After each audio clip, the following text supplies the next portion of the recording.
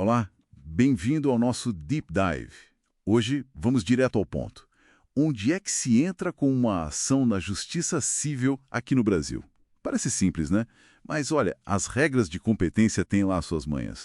Com certeza, especialmente quando entra governo na história, União, estados, DF. Isso. E a gente vai dar uma olhada também em casos do dia a dia, tipo família, direitos da pessoa idosa, sempre com base no Código de Processo Civil, o CPC, e outras leis aí. Uhum, A missão aqui é descomplicar isso, sabe? Para entender o essencial rapidinho. Ok, vamos lá. exato. E acertar o foro, né, o lugar certo, é o primeiro passo para tudo correr bem no processo. Essas regras tentam, assim, achar um equilíbrio. Equilíbrio entre o que, exatamente? Bom, entre garantir que todo mundo possa buscar seus direitos, né, o acesso à justiça, e, ao mesmo tempo, organizar o trabalho dos tribunais e respeitar as particularidades de processar o poder público. Faz sentido. Vamos começar então pela União. Se a União processa alguém, a regra geral, lá no artigo 51 do CPC, é, é simples, né? A ação vai para onde o réu mora. Isso. Mas e o contrário? Quando somos nós processando a União? Ah, e o jogo vira um pouco. O parágrafo único desse artigo dá várias opções. É o que a gente chama de foro concorrente. Uhum. Quem processa pode escolher, sabe? Onde mora, onde aconteceu o problema, onde está o bem que está em disputa, ou até mesmo lá no Distrito Federal. Ok. Mas, ó, aqui tem um detalhe importante. Tem a lei que organiza a Justiça Federal, né? E teve uma mudança mais recente, acho que em 2019, que mexeu bastante nisso aí. Mexeu como? Permitiu que juízes estaduais, lá nas cidades do interior que não têm vara federal, julguem algumas causas da União, seja como autora ou ré. Ah, interessante.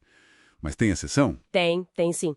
Exceto em assuntos bem específicos, tipo falência ou causas de previdência social, de seguridade social, e essa mesma lei ela deu uma limitada naquela competência delegada antiga para a seguridade social, Limitada como? os 70 quilômetros. Ah, Exatamente. Agora só vale se a pessoa mora a mais de 70 quilômetros de uma cidade que tenha vara federal. nossa, essa regra dos 70 quilômetros, ela parece que pode complicar um pouco a vida de quem mora mais longe e precisa resolver algo da Previdência, não? Olha, pode ser um desafio a mais, sim.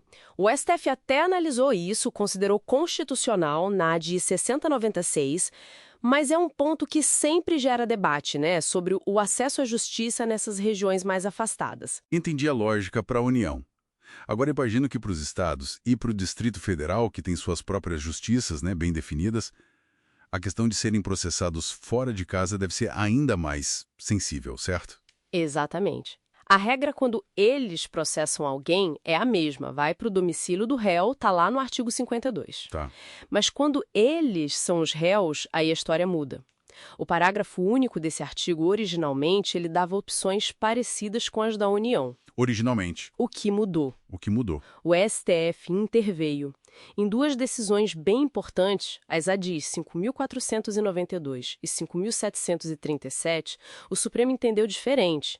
Ele disse que permitir processar um Estado ou o DF fora do seu território só porque o autor mora em outro lugar, isso feria a autonomia dele, sabe? E a organização da justiça local. Nossa, isso é uma reviravolta e tanto. Quer dizer que o STF, na prática, limitou uma opção que a lei parecia dar. E como fica isso na prática, então? Isso mesmo. A regra agora é, se alguém mora, sei lá, no Paraná e quer processar o estado do Rio Grande do Sul por algo que aconteceu inteirinho lá, Uhum. essa pessoa não pode, como regra, entrar com a ação no Paraná só por morar aqui. Tem que ser numa comarca gaúcha, Ah, então tem que ser lá no RS. onde aconteceu o fato ou onde está a coisa. Isso, ou na capital, Porto Alegre, ou se a pessoa também tiver domicílio lá no RS, nesse domicílio gaúcho. Ou seja, a interpretação do STF acabou priorizando a estrutura federativa, né, a organização ali da justiça local, em vez da conveniência só do autor, nesse caso específico. Entendi. E essa lógica vale para outras coisas também, tipo cobrança de dívida? Vale. O STF aplicou essa mesma lógica para a execução fiscal, que é a cobrança de dívidas pelos estados. Ok.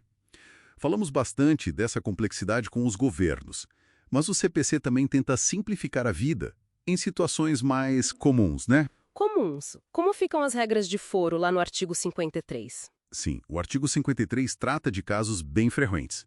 Por exemplo, ações de família, divórcio, separação, dissolução de união estável. Sim. Aí a prioridade é onde mora quem tem a guarda do filho menor ou incapaz. Ah, então se um casal se separa, a mãe fica com a guarda do filho pequeno em Curitiba, por exemplo. Mesmo que o pai se mude para o Rio, a ação de divórcio provavelmente vai correr em Curitiba, para facilitar para quem cuida da criança. Exatamente essa é a lógica. Facilita para quem está com a responsabilidade principal ali. Se não tiver filho incapaz, aí vale o último endereço do casal. E se ninguém mais morar lá? Aí sim, vai para o domicílio do réu. E tem uma regra nova, relativamente nova, super importante para vítimas de violência doméstica, da Lei Maria da Penha. Qual? Elas podem escolher processar no seu próprio domicílio. É uma proteção a mais. Muito importante isso. E para pensão alimentícia? Para pedir alimentos, a ação corre onde mora quem precisa da pensão, o alimentando. E para cobrar a pensão que já foi definida na Justiça, aí tem várias opções, para facilitar para quem tem o direito de receber. Pode ser onde o devedor mora agora, onde o credor mora. Entendi. E que outros casos comuns esse artigo cobre? Olha, tem o Estatuto da Pessoa Idosa. Ele diz que ações sobre os direitos que estão lá na lei devem correr onde a pessoa idosa mora. Isso é considerado o quê? Absoluto?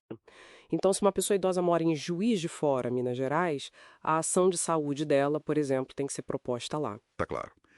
Aí tem outras regras também. Foro do lugar onde a obrigação tem que ser cumprida, ou onde aconteceu um dano que precisa ser reparado.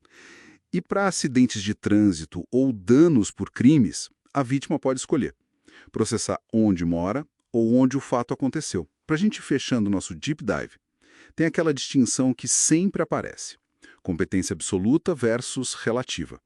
Qual a diferença disso na prática? É crucial, né? É essencial entender isso, sim. Competência absoluta é aquela definida pela matéria, tipo o assunto da causa, pela pessoa, como a gente viu no caso da união, ou pela função do juiz. E essa não pode mudar. Não pode ser mudada por acordo entre as partes, não, e o juiz tem que reconhecer de ofício, mesmo que ninguém peça. Mas atenção num ponto. Qual? Se a pessoa quiser discutir isso lá nos recursos para os tribunais superiores, STJ, STF, geralmente o assunto já tem que ter sido levantado e decidido antes no tribunal de origem. É o famoso pré-questionamento. Ah, o pré-questionamento. Certo. E a relativa? A competência relativa, que geralmente é definida pelo território onde as partes moram ou pelo valor da causa, essa sim pode ser mudada. Como assim? As partes podem escolher um foro diferente num contrato, por exemplo, é a cláusula de eleição de foro. E o juiz, como regra, não pode se meter nisso por conta própria. O réu é quem tem que reclamar na hora certa, lá na contestação. Mas tem exceção? Tem. Se o juiz perceber que essa escolha de foro num contrato de adesão, por exemplo, foi abusiva, aí ele pode intervir sim.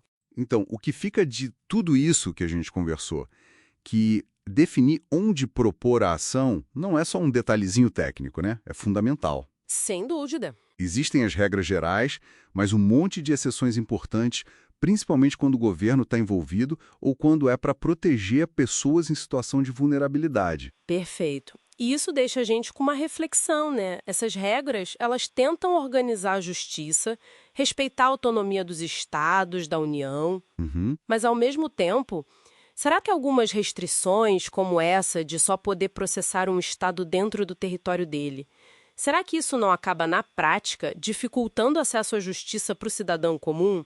Para aquela pessoa que talvez tenha que litigar longe de casa? É uma boa pergunta.